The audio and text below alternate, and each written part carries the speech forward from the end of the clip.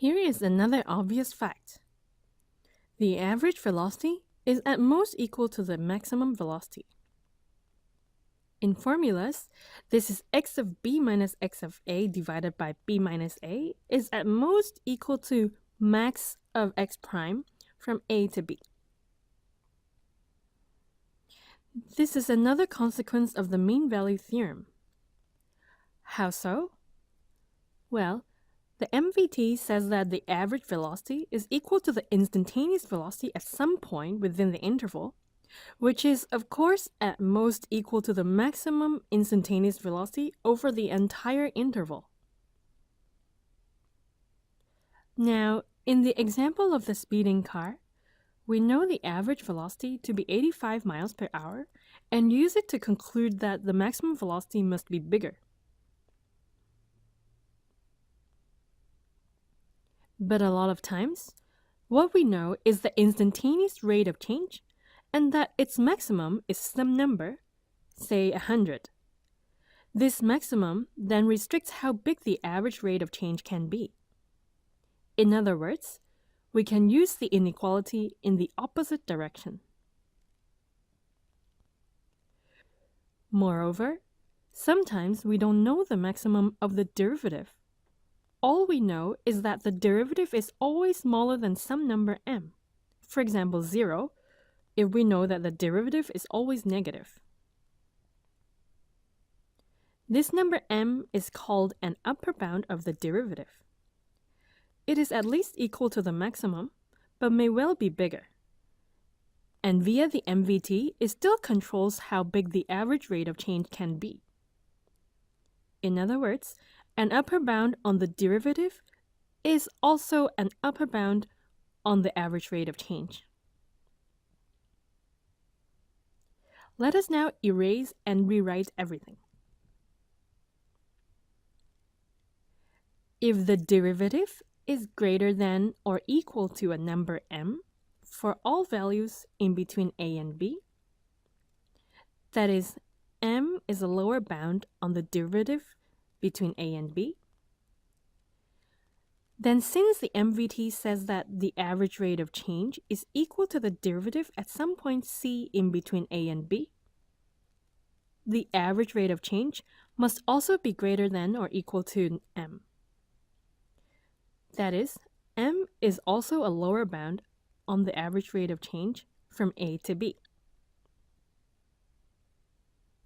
Similarly, if we know that the derivative is less than or equal to a number big M for all points in between a and b, that is, big M is an upper bound on the derivative over the interval a to b, then the MVT implies that the average rate of change from a to b is also less than or equal to big M. That is, big M is also an upper bound on the average rate of change between a and b.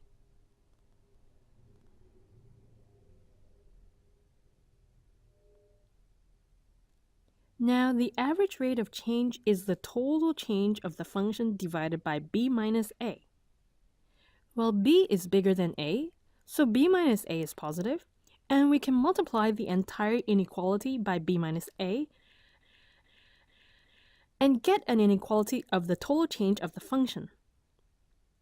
The inequality says that the total change of the function from a to b, x of b minus x of a, is at least equal to small m, the lower bound of the derivative over the interval a to b, times b minus a, and at most equal to the upper bound of the derivative over the interval a to b, big M, times b minus a.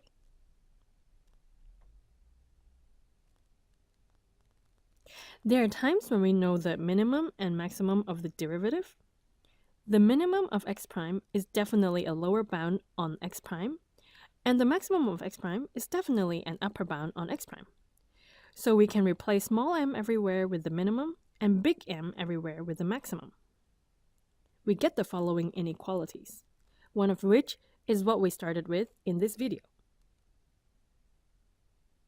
The average rate of change must be in between the maximum and minimum values of the derivative, and the total change of the function must be in between the maximum and minimum of the derivative times b minus a.